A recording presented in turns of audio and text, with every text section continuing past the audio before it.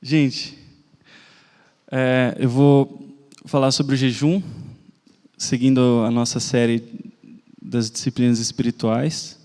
O nome da nossa série é Santuário da Hipermodernidade.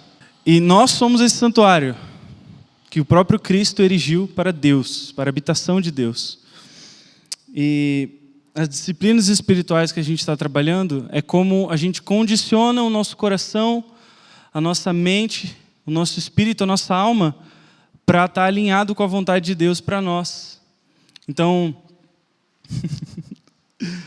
vamos lá, gente. O que é o jejum?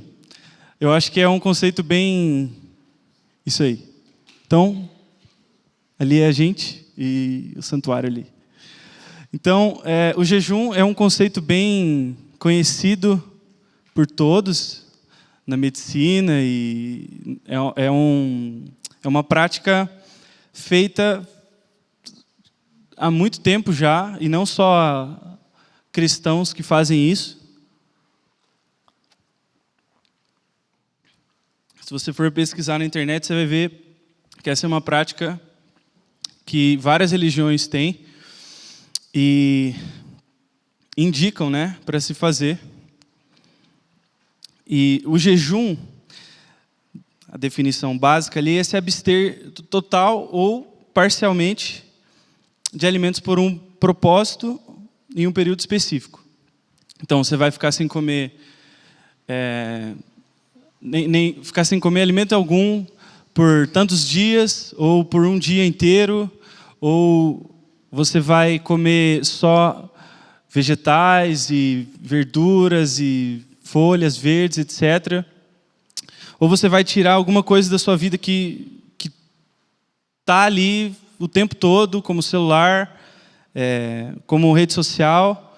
Isso para a gente hoje, né? O jejum bíblico, a gente não tem isso, mas eu acho que encaixa para a gente também tirar coisas como celular ou Instagram, etc.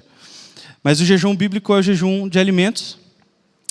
E para nós, cristãos, essa é uma conduta que a gente vê desde Gênesis, Apocalipse, homens de Deus sendo tomados e sendo levados a períodos de jejum bem grande. A gente tem Moisés, que ficou 40 dias e 40 noites sem comer, sem beber, nada. Isso é humanamente impossível.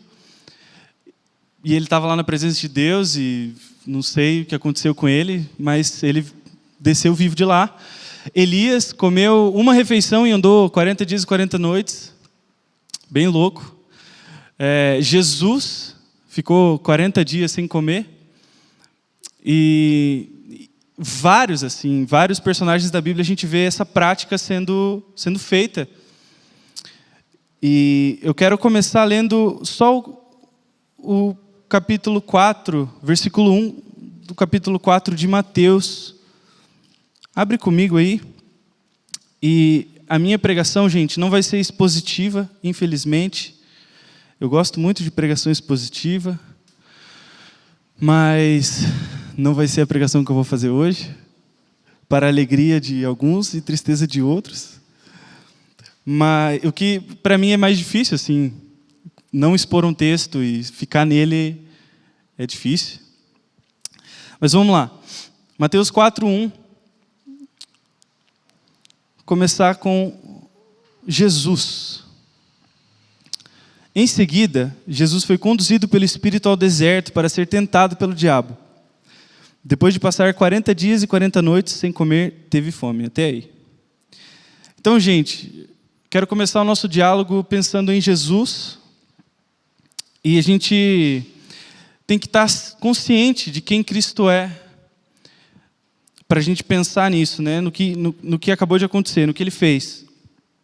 Jesus, aqui na terra, ele estava como na condição de homem, mas ao mesmo tempo ele é o Filho de Deus, ele não pecou, ele não tinha erro algum, e ele era perfeito no seu caráter e na sua conduta. Ele foi o melhor filho que já existiu. Ele sabia como se relacionar com as pessoas de forma saudável. Provavelmente Jesus não se entupia de comida também. Mas mesmo assim Jesus jejuou, né? E a gente sempre liga o jejum a essa coisa de você está buscando arrependimento de pecado e mudança de atitude ao jejum, né? Mas Jesus, ele se entregou a 40 dias sem comer. E eu acredito, partindo para o nosso primeiro ponto, eu acredito que isso aconteceu porque Jesus, primeiramente, ele viveu uma vida inteira entregue a Deus. Toda a vida dele foi entregue a Deus. Toda a vida dele. Ele foi completamente voltado para a vontade de Deus. E não teve nada que ele fez que saiu fora do plano do Pai.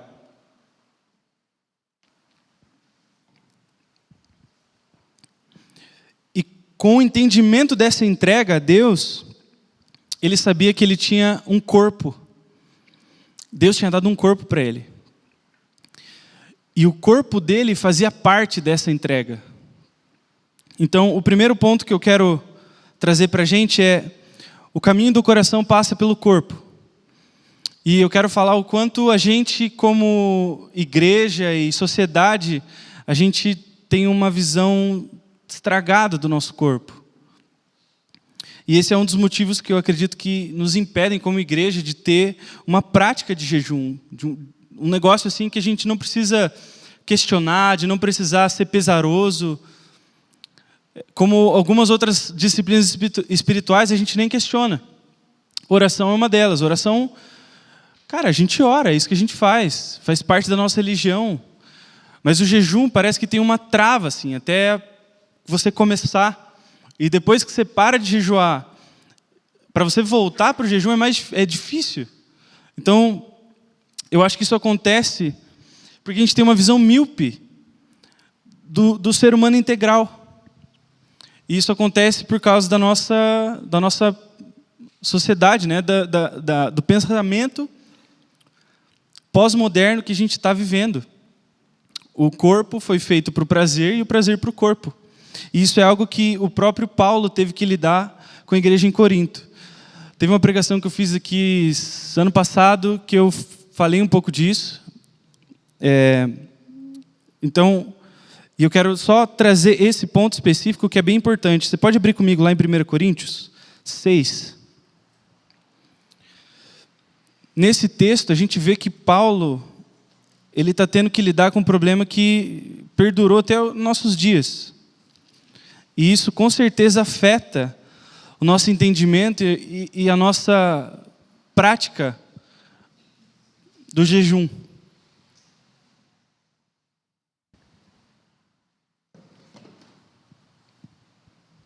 Primeira Coríntios 6. No versículo 3 ele diz assim: os alimentos foram feitos para o estômago e o estômago para os alimentos. É verdade, mas um dia Deus acabará com os dois. Vocês, contudo, não podem dizer que o nosso corpo foi feito para imoralidade sexual. 1 Coríntios 6, 13. Eu falei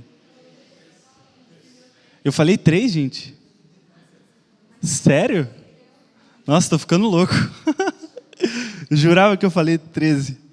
Enfim, vamos ler de novo? 1 Coríntios 6, 13. Os alimentos foram feitos para o estômago e o estômago para os alimentos. É verdade, mas um dia Deus acabará com os dois. Vocês, contudo, não podem dizer que o nosso corpo foi feito para a imoralidade sexual. Ele foi feito para o Senhor e o relacionamento que o Senhor tem conosco inclui o nosso corpo. Tá, essa frase que ele traz aqui era um ditado comum lá na época, que basicamente queria dizer que o sexo era para o corpo e o corpo para o sexo, ou os prazeres para o corpo e o corpo para os prazeres. E essa era uma mentalidade da cidade grega lá de Corinto. E isso estava impregnado dentro da igreja, e ele tinha que lidar com esse problema. E o cerne do problema é o corpo. É como a igreja estava vendo o seu corpo e estava guiando a sua conduta, né, com o corpo. E eu acho que isso acontece hoje, porque a gente vive numa cultura, a gente está inserido numa cultura de consumo que ele é exagerado e ao mesmo tempo ele é instantâneo. A gente tem redes de fast food em todo lugar, McDonald's está em todo lugar, e é super gostoso, e não é tão barato assim, mas é rápido. Então, você está com sono, a gente sai daqui 10h30, você pensa num negócio rápido para você comer, você vai para o McDonald's, você come um negócio que é puro, eu não sei dizer o quê, mas não faz bem. E cara, isso é normal, assim, nos nossos dias, né? É normal. A gente se empanturra de comida, é normal você comer bastante. E a gula é um pecado que a gente não é tão choque, assim, como, por exemplo, pornografia e masturbação. Você fala pornografia e masturbação, todo mundo... Aí você fala gula, não muda nada. E eu acho que isso é uma das coisas que está enrustido na nossa cultura, assim. É o desprezo pelo nosso corpo. E eu acho que começa daí o nosso entendimento para a gente conseguir jejuar de fato, né? Então, Paulo aqui está lidando com uma igreja que não levava o corpo a sério. Por isso cometia pecados de imoralidade sexual. E eu acho que esse é uma das coisas que nos prendem hoje na nossa devoção, de entender o nosso corpo como parte do nosso ser. Vamos ler o versículo 19. Vocês não sabem que seu corpo é o templo do Espírito Santo, que habita em vocês e lhes foi dado por Deus? Vocês não pertencem a si mesmos, pois foram comprados por alto preço. Portanto, honrem a Deus com seu corpo. Então, gente, o problema da gente não ver o nosso corpo como templo do Espírito e parte integral do nosso ser é que a gente não inclui isso aqui na nossa devoção. A nossa devoção, a nossa oração não passa pelo corpo. Ela é somente algo espiritual. E a gente tem essa concepção do espírito só e da alma. E a gente não leva o nosso corpo para isso também. Eu acho que uma das coisas também que podem revelar isso, expressar isso no nosso meio, é em relação ao louvor. Eu acho que é comum, sempre foi, e por muito tempo, e é muito comum a gente ficar parado no nosso banco, olhando para a telinha ali e cantando as músicas. E isso é a nossa cultura, é a nossa tradição. Ok? Mas, cara, tem umas declarações dos salmistas que não dá para você ler e você cantar aquilo com cara de paisagem. Não faz sentido, não casa uma coisa com a outra. Não casa, não... Parece que é um robô falando. E eu acho que isso expressa também o quanto a gente não consegue levar o nosso corpo em conta na nossa entrega e na nossa adoração ao Senhor. Então, a verdade é que nós não temos um corpo, simplesmente. Nós somos o nosso corpo. E a nossa expressão de devoção ao Senhor precisa começar por aqui. O coração está lá dentro, as nossas emoções, o nosso ser, a nossa alma, o nosso espírito. Se a gente quer atingir o nosso coração, se a gente quer que o nosso coração seja transformado, precisa começar por isso daqui, gente. Eu dei uma olhada nesse livro aqui, e eu recomendo ele, o Arthur já mostrou ele para vocês outras vezes, mas é Jejuar, Corpo e Alma em Oração, de um monge chamado Anselm Grum. E tem uma frase aqui que eu gostei, que ele fala assim, que o nosso corpo é o parceiro mais importante de nossa caminhada espiritual. Uma das coisas que ele trata no livro é o quanto a gente espera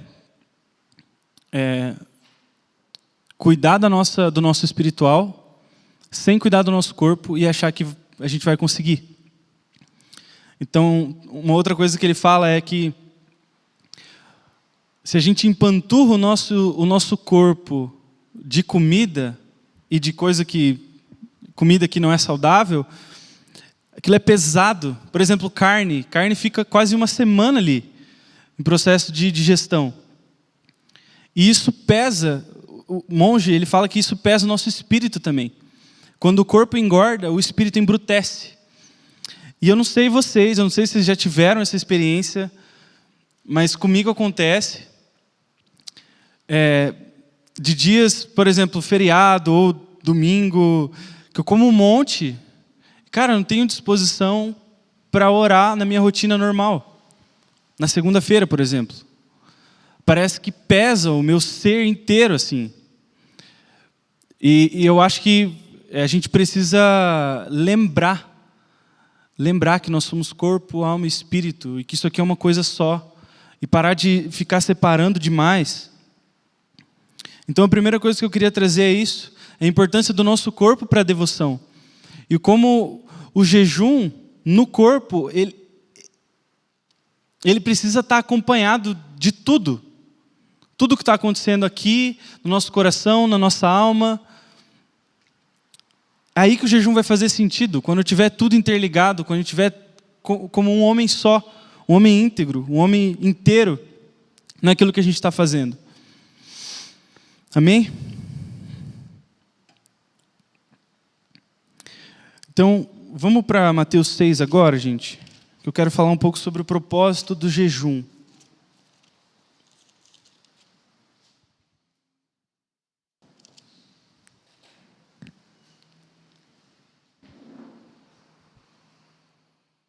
Mateus 6, versículo 16 ao 18.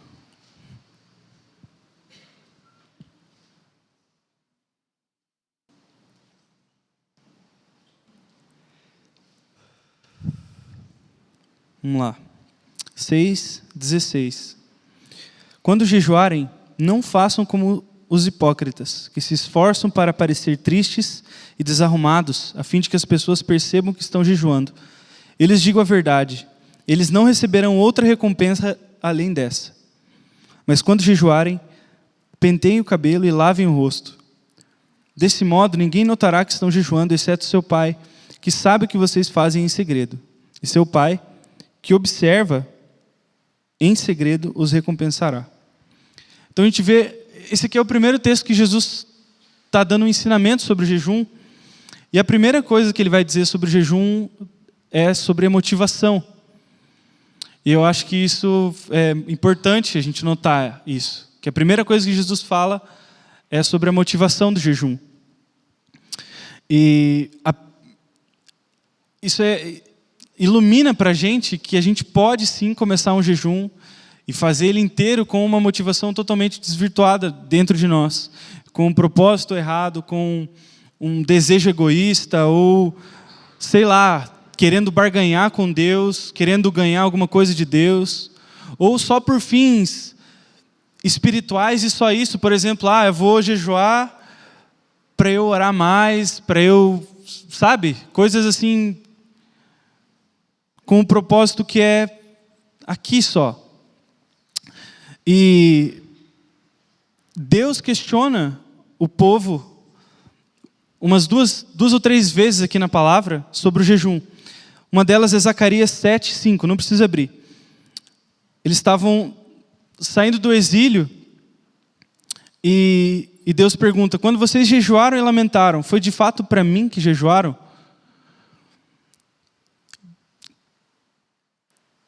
Então o povo, ele poderia ter jejuado para quê? Para ter a terra de volta, para prosperar de volta, para ter a sua pátria de volta, e só isso. Só que Deus é bem claro que em dizer para o povo de Israel que a terra ia ser deles se eles cumprissem os mandamentos e seguissem o Senhor. E quando eles deixassem de seguir o Senhor, eles iam ser tomados por outros povos. E isso acontece muitas vezes na história de Israel. E o jejum sempre acontece quando eles estão voltando para o Senhor. Quando eles estão como uma nação só, se voltando mesmo para Deus. E aqui a gente vê Deus questionando o povo. É preciso que o centro do jejum, da nossa entrega ao Senhor, seja o próprio Senhor. O jejum tem que ser sempre para Deus. sempre como uma expressão de adoração, sempre como uma expressão de afeto, sempre direcionado para Ele. Tem que começar em Deus. O propósito do jejum tem que vir do próprio Deus e acabar nele mesmo. Todas as outras coisas são secundárias. O jejum tem que ser feito com o coração totalmente voltado para Deus. Se nosso jejum não é feito para Ele, é feito para termos algum benefício, a gente está falhando. E o que a gente vai ganhar vai ser só isso. Só ficar sem comer. O jejum precisa ser uma expressão do nosso coração, do nosso amor, da nossa devoção por Deus. E não só um desejo vazio de conseguir alguma coisa, ou de fazer com que alguma coisa aconteça. E eu já ouvi várias histórias, acho que vocês também, de gente que jejua para... Vamos ver. Para emagrecer, isso acontece. Conseguir um emprego, que mais? Namorar, isso acontece bastante. Sei lá, você está com alguma conta e você não sabe de onde que vai vir o dinheiro e você jejua. Então, cara, isso acontece no nosso meio, isso acontece com a gente, isso acontece comigo. Mas o jejum verdadeiro, ele começa no coração, com uma intenção de devoção e amor ao Senhor. Em Lucas 2,37, não precisa abrir também, é bem rapidinho, a gente vê a profetisa Ana, que era uma senhorinha viúva, e o texto fala que ela nunca deixava o templo, adorando a Deus dia e noite, em jejum e oração. Era isso que ela fazia.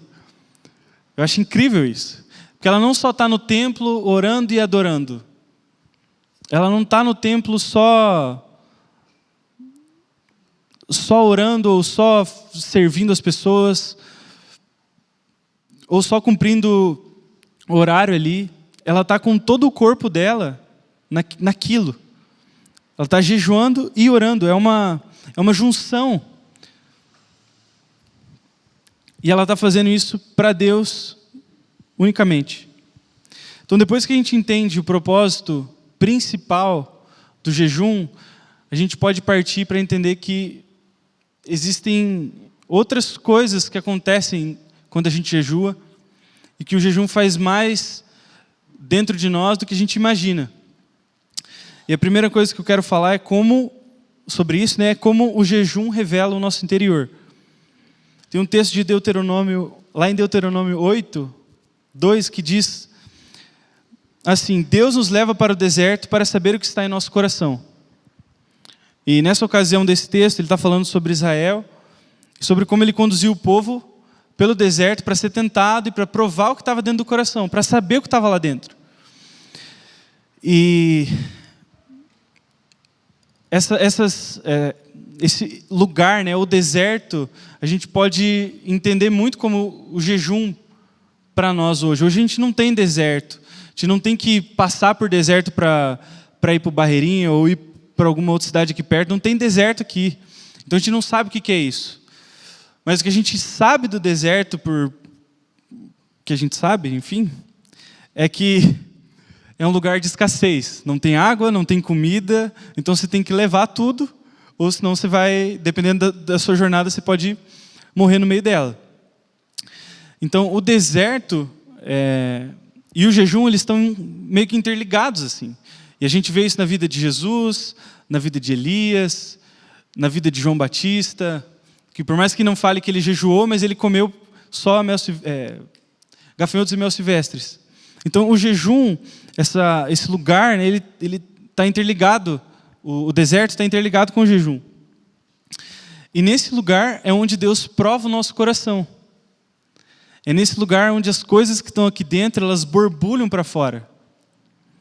No jejum, o corpo sossega, uma por não estar trabalhando com a digestão, e outro por estar controlando os seus instintos. E quando o corpo sossega, a gente consegue ouvir ele. Eu não sei se vocês já tiveram experiências de estar em jejum e de repente começa a vir à tona sentimentos e desejos e às vezes raiva. É isso que acontece no jejum. Ele põe para fora o nosso coração, ele expõe. E isso é uma coisa que Deus faz conosco, ele nos leva para esse lugar. Deus está interessado em trazer para fora o que está dentro do nosso coração, e mexer, e borbulhar, e trocar as coisas de lugar, e fazer a gente ver. Quando eu estou jejuando, parece que tudo que me incomoda vem à tona. E eu fico irritado mais facilmente com as pessoas, com coisa que antes não ia passar despercebido. Uma das coisas que acontece com a fome é a gente ficar com raiva, ficar nervoso. E até sem jejum, né? Tem gente que se atrasar o almoço, misericórdia. E, enfim, isso é algo que a gente precisa estar ciente, que se a gente é levado ao jejum por Deus, isso vai acontecer. Isso é do interesse de Deus. E tem que ser do nosso interesse também, para ouvir o nosso coração, ouvir o nosso corpo, ouvir o que está desfigurado aqui dentro, o que está fora do lugar. Abre em Gênesis 25 comigo, por favor.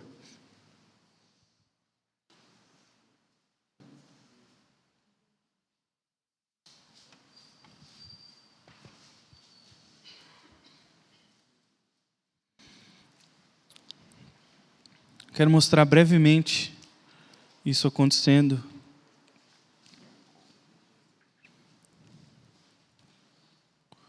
Com Esaú.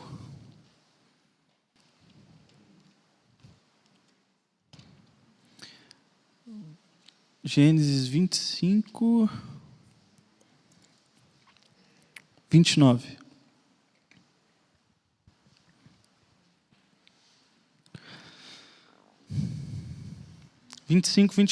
Certo dia, quando Jacó preparava um ensopado, Esaú chegou do deserto, exausto e faminto. 30. Estou faminto, disse ele a Jacó. Dê-me um pouco desse ensopado vermelho.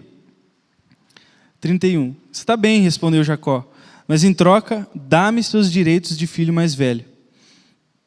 Estou morrendo de fome. De que me servem meus direitos de filho mais velho? Mas Jacó disse, primeiro jure que seus direitos de filho mais velho agora são meus. Esaú fez um juramento e desse modo vendeu todos os direitos de filho mais velho para seu irmão Jacó. Então Jacó deu a Esaú um pedaço de pão e um ensopado de lentilhas. Esaú comeu, levantou-se e foi embora. Assim ele desprezou o seu direito de filho mais velho. Então a gente vê justamente isso sendo trazido à tona, um problema do Esaú. Ele veio do deserto, estava com fome, estava exausto. E ele só queria comer, ele não estava nem aí. Ele só queria satisfazer a sua vontade. Ele só queria satisfazer o seu desejo. Ele só queria sentir prazer na comida. E ele despreza, assim, o seu direito de filho mais velho. A sua fome e o seu desejo pela comida, pela satisfação, pelo sentimento de estar satisfeito ali com aquilo, foi maior e mais importante para ele do que a sua primogenitura. Só que isso não aconteceu aqui só, nesse momento. Isso já estava dentro dele, isso já era algo dele. Essa situação só trouxe isso para fora. E engraçado que a gente vê em Gênesis 32, Jacó lutando a noite toda até ser ferido na perna com o anjo. E é como se fosse um contraste, né? Porque aqui Esaú não está nem aí com algo que era super importante, e é super importante, a identidade dele de filho mais velho, de primogênito, e eles recebiam bênçãos específicas para eles, que não eram para os outros filhos, mas ele despreza aquilo, e o desejo dele é mais importante para ele nesse momento. Em contrapartida, Jacó, cara, ele dá o sangue dele para conseguir do anjo uma mudança de identidade.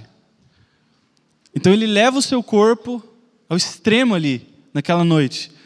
Provavelmente ele sentiu fome, ele sentiu frio, ele sentiu dor.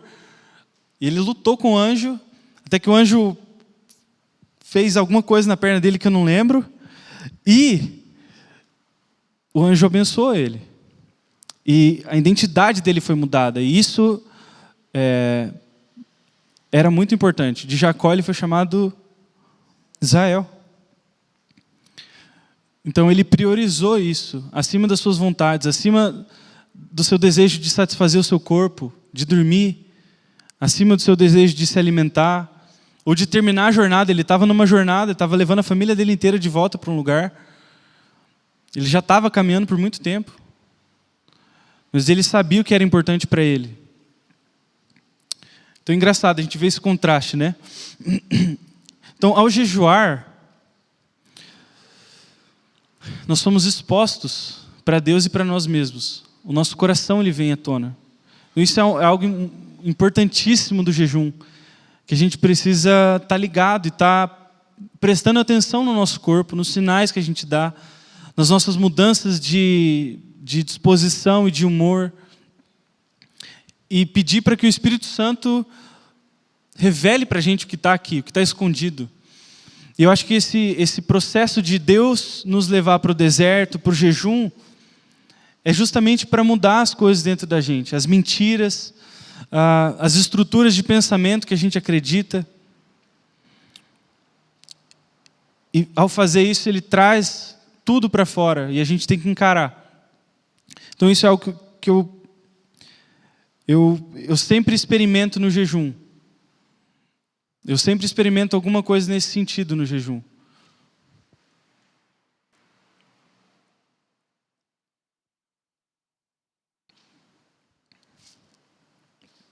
Meu último ponto está lá em Mateus 4.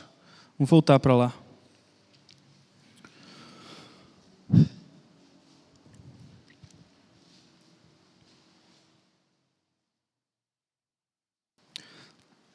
O jejum nos lembra que somos sustentados por Deus. Vamos ler a partir do versículo 1 até o versículo 4. Em seguida, Jesus foi... Vou esperar. 4:1. Em seguida, Jesus foi conduzido pelo Espírito ao deserto para ser tentado pelo diabo. Depois de passar 40 dias e 40 noites sem comer, teve fome. O tentador veio e lhe disse: se você é o Filho de Deus, ordene que estas pedras se transformem em pães. Jesus, porém, respondeu: as Escrituras dizem, uma pessoa não vive só de pão, mas de toda palavra que vem da boca de Deus. Engraçado que a gente tem quase que o mesmo cenário, né? Tem alguns detalhes diferentes, mas quase o mesmo cenário de Esaú, só que Jesus sai vitorioso disso.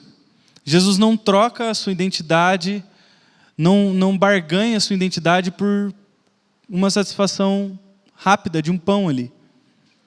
E basicamente Jesus está sendo tentado aqui para colocar a sua necessidade e o seu desejo de ser satisfeito à frente da sua filiação com Deus. Então se você é filho de Deus,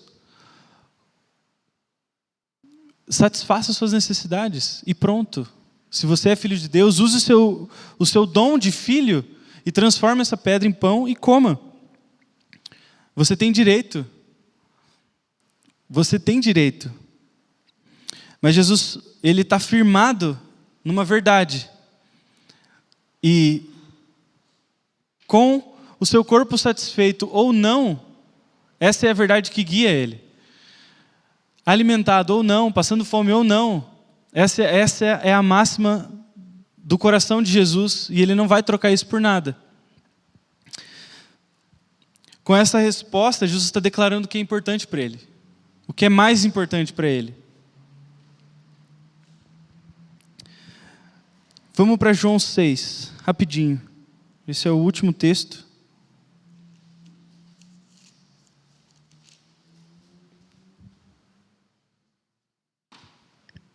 Eu gosto muito desse texto. Muito.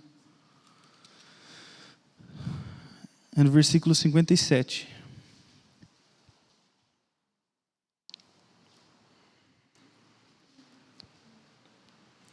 Então, passando pelo deserto, Jesus sendo tentado, ele faz essa declaração: uma pessoa não vive só de pão, mas de toda a palavra que vem da boca de Deus. Não só lembrando que... não só lembrando e firmando-se nessa verdade de que ele é o Filho, ele sabe que Deus sustenta ele, que Deus guia ele. E nesse texto de João 6, a gente vê isso de novo, ele declarando isso. Vamos lá. Versículo 57. Eu vivo por causa do Pai, que vive e me enviou. Da mesma forma, quem se alimenta de mim viverá por minha causa. Eu sou o verdadeiro pão que desceu do céu. Seus antepassados comeram maná e morreram. Quem comer este pão não morrerá, mas viverá para sempre. Então, no jejum, nós somos lembrados disso. E isso vem, pelo menos na minha experiência e no meu coração, vem com uma alegria enorme. E eu lembro assim de estar no meio do jejum e tendo essa consciência de que Deus que me sustenta, é Ele que dá o que eu preciso para viver. E eu acho que demora um pouco esse movimento da gente parar de comer e parar de satisfazer as nossas vontades e parar de seguir o nosso instinto e realmente sossegar o nosso corpo e ouvir Deus. Toma um pouco de tempo, mas eu acho que chega num momento que você que bate assim essa verdade, que você sente que Deus é o teu sustento, que Deus é aquele que sustenta a sua vida, que te guia, que te dá o alimento todo dia, que dá cada pão que você come de manhã, cada macarronada com frango que você come no domingo. E eu acho que fazer o jejum uma prática constante é a gente ser lembrado, é a gente se deixar ser lembrado constantemente de que quem nos sustenta é Deus. O convite de Jesus para a gente é esse, ao jejuar, ao participar de jejum, ao nos doar ao jejum, ao entregar o nosso corpo no jejum. É entender junto com Ele que a gente vive por causa de Deus, que Deus é que nos sustenta. Tem um outro texto que eu não vou abrir, mas que eu estou lembrando aqui, quando Jesus está fazendo alguma coisa que eu não lembro agora, e os discípulos chegam: Rabi, come. E aí ele fala: a minha comida e a minha bebida é fazer a vontade do meu Pai. E é isso, esse é o convite de Jesus para nós. É a gente parar de focar tanto no nosso umbigo e na nossa necessidade, no nosso desejo de satisfazer a nossa necessidade, e nos voltar para Deus, entender que Ele é quem nos sustenta. Ele é quem nos dá o fôlego de vida, nos dá a força nos braços, a motivação, e o motivo e o propósito para a gente viver. Então o jejum, gente, é esse lugar onde a igreja se deixa ser conduzida para o deserto. É o lugar onde nós somos provados no nosso coração, onde nossa fé e nossa perseverança crescem. Porque no meio disso tudo, né, no meio dessa loucura de trazer as coisas para fora, a gente ser lembrado que somos sustentados, cara, a gente vai ter que perseverar. A nossa fé vai ser provada, como a de Jesus foi. E esse é o convite de Deus para nós.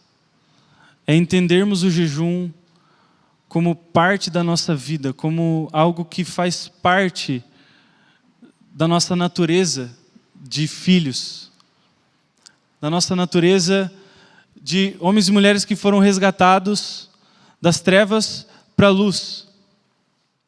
E Jesus mesmo viveu viveu isso e deixou essa prática para nós. Então isso, mais do que para conseguir coisas, mais do que para obter sucesso na vida de oração, obter respostas, faz parte do nosso ser o jejum.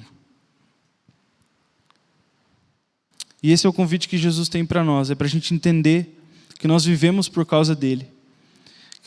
Se nós nos alimentamos dele, nós vamos viver por causa dele. Amém? Gente, vamos orar.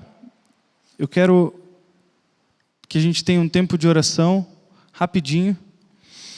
Depois eu vou trazer um texto que o Arthur mandou para mim sobre a quaresma e pediu para eu compartilhar com vocês.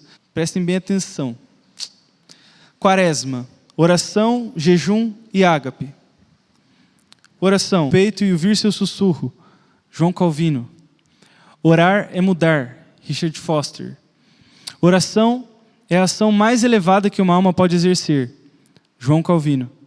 Orar é tornar Deus real. Orar é me colocar no lugar onde sinto Deus, percebo Deus, ouço Deus e a sua palavra é materializada. Jejuar é declarar, Ele não está aqui, senão tudo seria diferente. Mas eu queria que a gente orasse nesse momento, pedindo que o Espírito Santo iluminasse o nosso coração sobre tudo isso que eu falei, sobre tudo isso que Ele trouxe para a gente. E para que Ele mostrasse mesmo quais são as mentiras que a gente está crendo, quais são as nossas motivações.